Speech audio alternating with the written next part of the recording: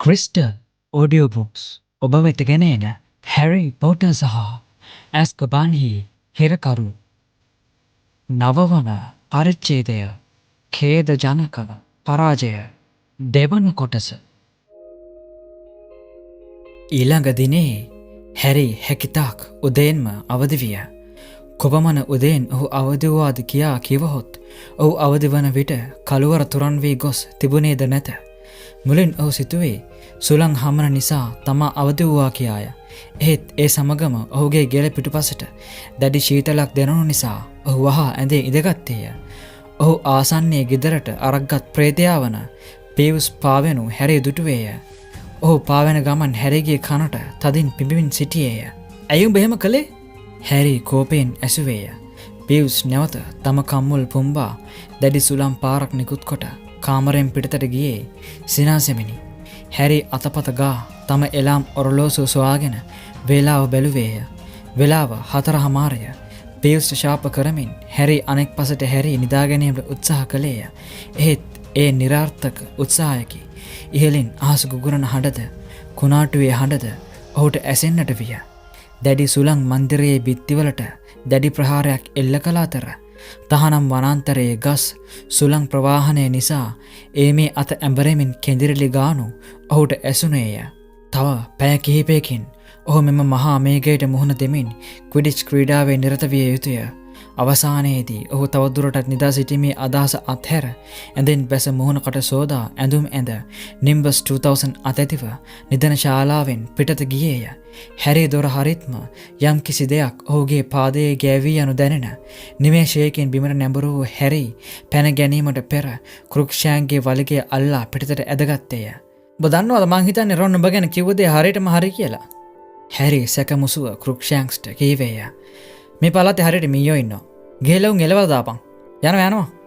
ඉන්පසු ඔහු ක්‍රුක්ෂෑන්ක්ස් සර්පිලාකාර තරප්පු පෙළ මත තැබුවේය. පොදු කාමරයට ගිය පසු සුළඟ තවත් තදින් දැනෙන්නට විය. තරඟය අවලංගු නොවන බව හැරිට පෙර අත්දැකීම් අනුව කිව හැකි විය. සුළි සුළං කුණාටුවන් සුළුසුළු දේවල් නිසා ක්විඩිෂ් තරඟයක් අවලංගු කරන රටක් නැත. කෙසේ වුවද ඔහුගේ සිත තුළ පොඩි චංචල බවක්ද නොතිබුණා නොවේ. කොරිඩෝවේදී වුඩ් විසින් සෙඩ්රික් ඩිගරේ පෙන්වා දෙනු ලැබෙන ඔහු 5 වන වසරේ සිසුවකු වූ අතර හැරියට වඩා හැඩදෙඩි සිරුරක් ඔහු සතුව තිබෙන. සාමාන්‍යයෙන් සීකවරුන් බරින් අඩු සැහැල්ලු සිරුරකින් යුක්ත විය යුතුය. කෙසේ වුවද මෙම කුණාටු සහිත දේශගුණයේදී නම් ඩිගරිගේ හැඩදැඩි සිරුර ඔහුට වාසියක් වනු නොඅනුමානය. මක්නිසාදයත් ඔහුගේ බරැති සිරුර නිසා ඔහු සුළඟේ පාවී ඉවතට නොයනු ඇති නිසාය. හැරි උදුන අසලට වී එළිය වැටෙනතුරු බලා සිටියේය. ඔහුට වරින් වර හිඳ සිටි තැනින් නැගිටීමට සිදු වූයේ පිරිමි ළමුන්ගේ සයනාගාරයේ සර්පිලාකාර පඩිපෙළ දිගේ වරින් වර ක්‍රුක්ෂෑන්ක්ස් ඉහළට යන්නට උත්සාහ කරමින් සිටි නිසාය. උදේ ආහාරය සූදානම්ව ඇතැයි සිතනු නිසා හැරි තනිවම සෙමින් පින්තූරයේ ඇති කවුළුවෙන් රිංගා කෑම කාමරයට යාමට උත්සාහ කළේය. "උඹ ක්‍රුෂ්ට සහිත බලු පැටියා, කොන්ද කෙලින් තබාගෙන සටන් කරපන්!" ඒ ශ්‍රීමත් කැඩගන් කෑගැසුවේය. "කට වහනවා!" ඒ හැරි ඈනුමක් කරමින් කෑගැසුවේය. මුලින්ම පොරිබඳුනක් අනුභව කළ හැරි ඉන්පසුව ටෝස් පාන් කෑමට විය. ඒ අවස්ථාවේ කණ්ඩායමේ සිසු සාමජ්ජිකයෝ පැමිණියහ. "අද සටන ලේසි වෙන එකක් නෑ," වුඩ් කීවේය. ඔහු කිසිවක් කෑවේ නැත. "ඔපමණ හිත කරදර කරගන්න එපා ඔලිවර්," ඇලිෂා ඔහුගේ හිත සනසවමින් කීවාය. "ඔය පොඩි වැස්සක් ආවට ගණන් ගන්න එපා." එහෙත් එය පොඩි වැස්සක් නොවීය. ඒ ක්විඩිච් තරඟය කොතරම් ජනප්‍රිය වී තිබුණේ දෙයක් ඒ මොරසුරන වැස්සද නොතකා සිසුහු සියල්ලෝම හිස් ගෙඩි පහත් කර ගනිමින් වැසට නිර්භීතව මුහුණ දෙමින් ක්විඩිච් පිටිය වෙතට ගියහ. කුඩ වලින් කිසිදු පිළිසරණක් නොවූයේ සුළඟ මගින් කුඩ කනපිට හැර වූ නිසාය. හැරි ඇඳුම් මාරු කරන කාමරයට පිවිසෙද්දී මැල්ෆොයි ඔහුගේ නෙත ගැටින. ඔහු තම දෑගසව්වන් වූ ක්‍රෙබ් සහ ගෝයල් සමග හැරි සමච්චලට ලක් කරමින් සිටියේය. තමන්ගේ රතු පැහැති ක්‍රීඩා ඇඳුම් කණ්ඩායමේ සාමාජිකයෝ ඇඳගත්හ. ඉන්පසු ඔවුන් බලාපොරොත්තුව සිටියේ සාමාන්‍යයෙන් කෙරෙන වුඩ්ගේ උපදෙස් ලබා ගැනීමටය. එහෙත් ඔහු යමක් කීමට දෙතුන් වරක් උත්සාහ කළද ඔහුගේ මුවින් වචන පිට නොවීය. අවසානයේ හිස දෙපසට හෙළ වූ ඔහු තම කණ්ඩායමට නායකත්වය දෙමින් පිටියට අවතීර්ණ විය. සුළඟ කොපමණ දැඩි වූයේ දෙයක් ක්විඩිච් පිටියට ඔවුන් ගමන් කළේ දැඩි අපහසුවකින් යුතුවය. ඔවුන් පසෙකට තල්ලු වී ගියේය. අහස ගිගිරීම නිසා ඔවුන් වෙනුවෙන් නැගුණු ජයഘോഷා යටපත් වී ගියේය. වැහිබිඳු හැරීගේ උපැස් සිවලට වැදුනේ දැඩි ප්‍රවේගයකින් යුතුවය. මේ වැස්සේ Tamanට ස්නිච් බෝලය කෙසේ පෙනෙන්නේදයි ඔහු සිතුවේය.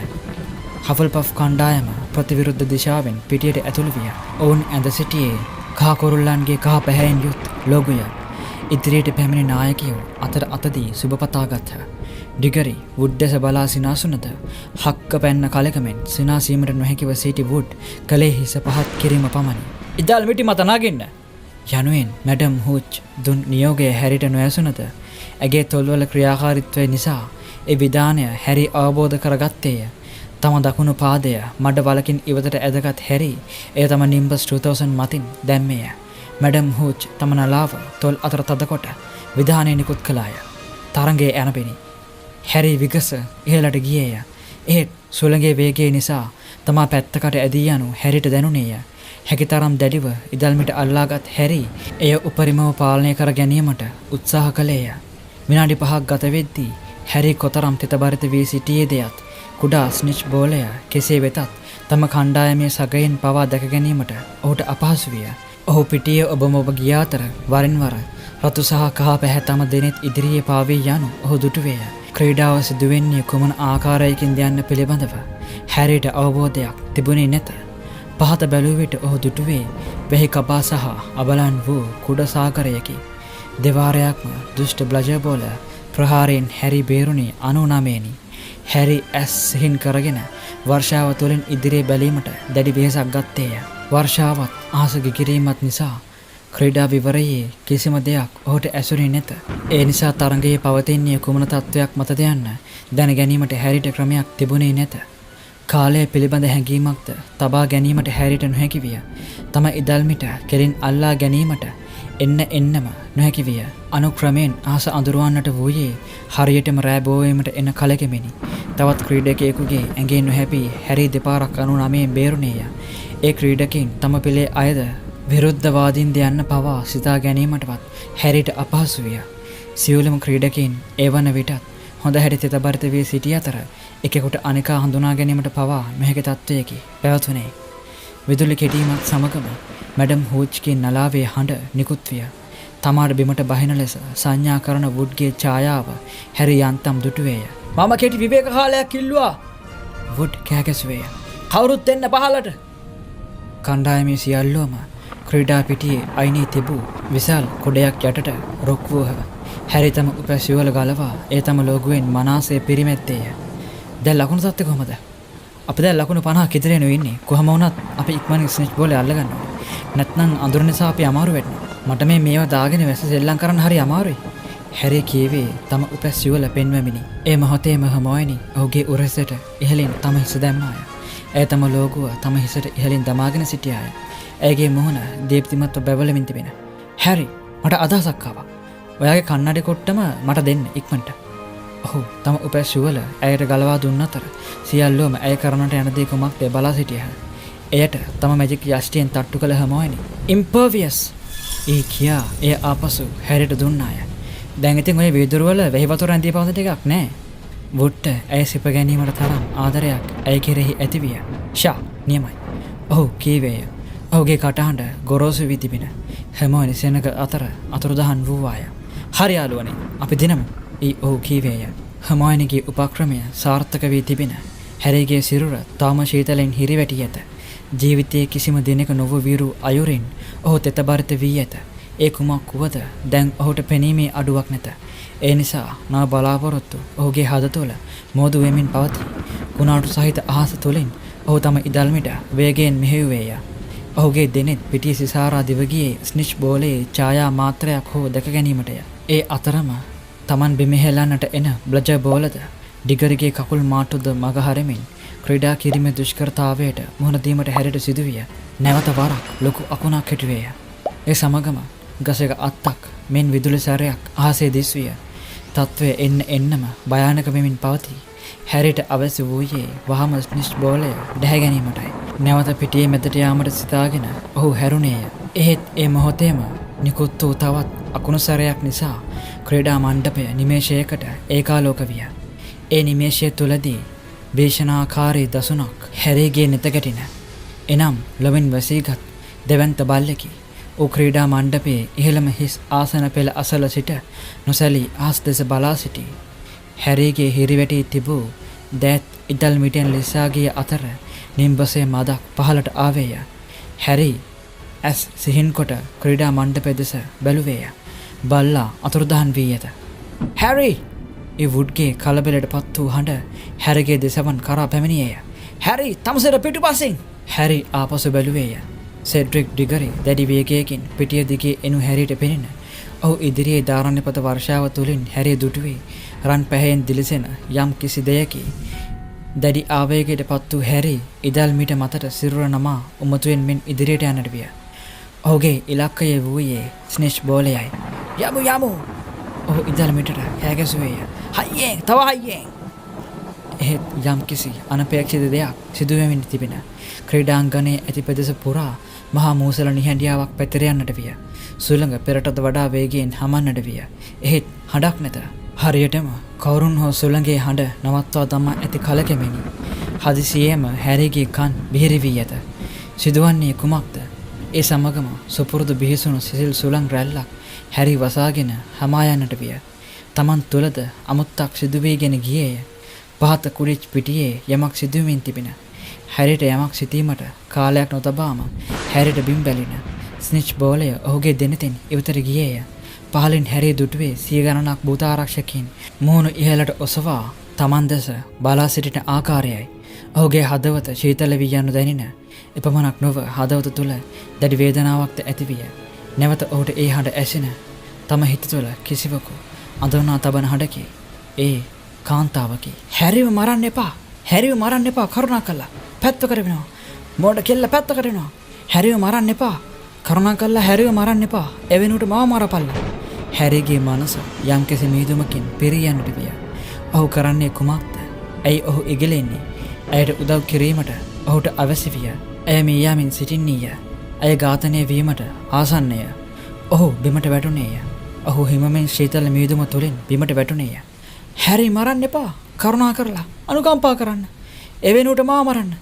කැරකී කැරකී එන ශීතල මීදුමකින් හැරිගේ මනස පිරී යන්නට විය. හැරි මරන්න එපා! කරුණා කරලා අනුකම්පා කරන්න! අනුකම්පා කරන්න! ඇඟ සීතල කරගෙන යන දරුණු සිහින් සිනාහඬ ඇසෙන්නට විය. කාන්තාව විලාප දෙන හඬ අතරම හැරිට කිසිවක් නැසී ගියේය. පොළොව මේ පමණ මෘදුව තිබුණේ වාසනාවකට.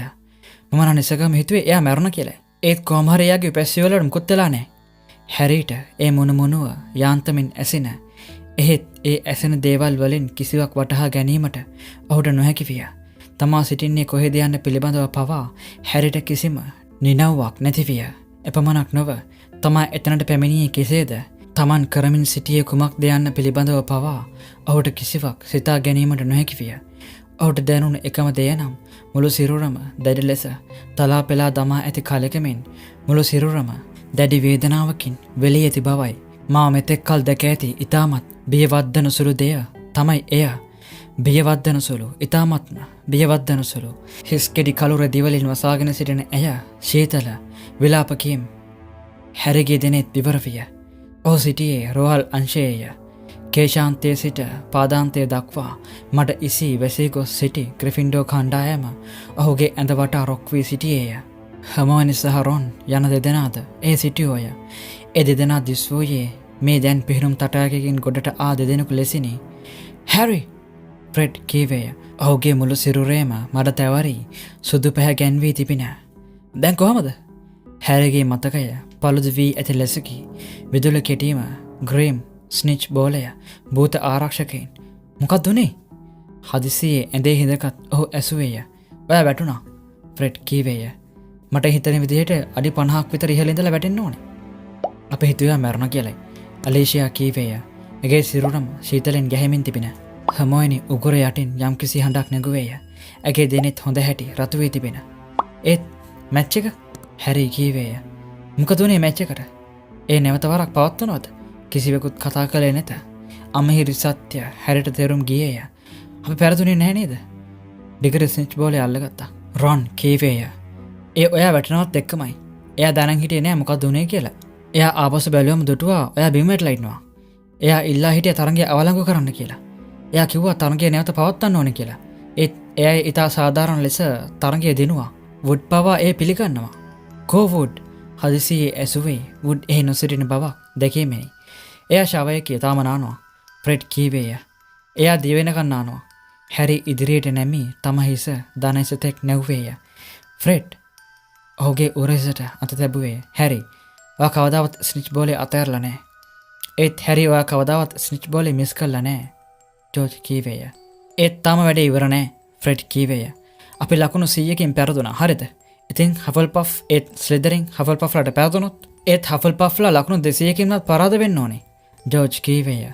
ඒත් ඒගොල්ලෝ රෙවන්ක්ලෝ නිවාසය පරාද කළොත් ඒක වෙන්නේ රෙවන්ක්ලෝලා ප්‍රබලයි. ඒත් ස්ලිදරින්ලා පෙරදුනොත් හෆල්පෆ්ලාට පෙරදුනොත් ඒක තීරණය වෙන්නේ ලකුණු 90යි. දෙපැත්තෙන් එක පැත්තට ලකුණු 100යි. හැරි වචනයකුදු නොදරා ඔහු බලාගෙන සිටියේය. තම කණ්ඩායම පළමු වතාවට පරාද වී ඇත. ඔහු කුඩිච් තරගයක් පරාද වී ඇත. විනාඩි 10කට පසු මැඩම් ප්‍රොම්ෆේ පැමිණ ඔහුට නිදහසේ සිටින්නට ඉඩදී සෙසන්ට ඉවත් වන ලෙස අණ කළාය. අපි පස්සේ ඇවිල්ලා ඔයා බලන්න. ෆ්‍රෙඩ් කීවේය. හිත අධෛර්යමත් කරගන්න එපා හැරි. හැරි ඔයා තමයි තාම අපිට ඉන්න අංක 1 සීක. කණ්ඩායම පිටව ගියේ මඩ පාර සිමෙන්ති පොළොව මත රඳවා තබමිනි. මැඩම් ප්‍රොම්ෆ්‍රේ නොසතුටින් බිම් බලමින් දොර වසා දැමූ අය. රොන් සහ හර්මෝනි හැරිගේ යහන වෙත ලං වූහ. ඩම්බල්ඩෝ තුමාට හොඳටම කේන්ති ගිහින් හර්මෝනි කීවාය. එතුමාට අපමණ කේන්ති ගොස් තිබෙනවා මම මීට පෙර දැකලා නැහැ. ඔයා පොළොවට පාත් වෙනවත් එක්කම එතුමා පිටිට දිවගොස් තම මැජික් යෂ්ටි ඔයා වෙත දිගු කළා. ඒ නිසා ඔයා පොළොවට පතිත වූ වේගය බාල වී සැහැල්ලුවෙන් බිමට වැටුණා. ඊට පස්සේ එතුමා භූත ආරක්ෂකයන් වෙත යෂ්ටිය දිගු කළා. ඒ අය ක්‍රීඩා පිටියට එම සම්බන්ධයෙන් එතුමා හිටියේ විවුරු වැටලා. එතුමා ඒ සියලු දෙනාම පන්න ගත්තා. අපිට ඇහුණ එතුමා කියනවා ඉන්පස්සේ එතුමා ඔයාව මායා බලෙන් ගිලන් ඇදකට දැම්මා. රොන් කීවේය. ඉන්පසු ඔයා ඉන්න පාවෙන ගිලන් අදත් අරගෙන එයා පාසලට ගියා. කවුද හිතුවේ? ඔහුගේ කටහඬ මොද වී ගියේය. එහෙත් හැරිට ඔහු කියන දේ නැසුනේ භූත ආරක්ෂකයන් විසින් තමාට කරන ලද විපත පිළිබඳව සිතමින් සිටි නිසාය. යටිගිරියෙන් කෑගසන හඬ. ඔහු හිස ඔසවා බලන විට ඔහු දුටුවේ තමන් දෙස බලා සිටින රොන් සහ හර්මෝනිය. ඒ දෙදෙනාම මහත් වික්ෂිප්තයෙන් තමන් දෙස බලා සිටින බවට පෙනෙන. කො මගේ නිම්පස් එක? ඒක කවුරු හරි අරන් තිබ්බද? රොන් සහ හර්මෝනි එකිනෙකා දෙස බලාගත්හ. මොකද? ඊ හැරි දෙදෙනා දෙස වෙන වෙනම බලමින් ඇසුවේය. මේකයි යෝනේ ඔයා වැටෙනවත් එක්කම නිම්බස් එක කෝපයට පත් වුණා. හර්මෝනි අදමැති කරමින් කීවාය. ඉතින් ඒක පහරදෙන විලෝගසට ගහගෙන ගියා. හැරිගේ හදවත ශෝකයෙන් බර විය. පහරදෙන විලෝගස වූ කලී පාසල් උද්‍යානයේ මැදේ පිහිටා තිබූ දරුණු ගසකේ. ඉතින් හැරි ඇසුවේය. ඉතින් ඔයා දන්නවනේ වම්පෙන් විලෝ එක ගැන. එයා කැමති නෑ කිසිවෙකුත් එයාට පහර දෙනවට. රොන් කීවේය. ඔයාට සිහියෙන් මොහොතකට පෙර ප්‍රොෆෙසර් ෆ්ලිට්වික් එයා ආපසු ගෙනාවා. හර්මෝනි සෙමෙන් කීවාය. සෙමෙන් එය තම පා අසල වූ මල්ලක් වෙත නැඹුරු වී එය අතරගෙන එහි තිබූ දේ ඇද මත හෙළුවාය. ඒ වූයේ හැරිගේ හිතයිශී ඉදල්මිට ඉතිරි වී තිබූ සුන්බුන්ය.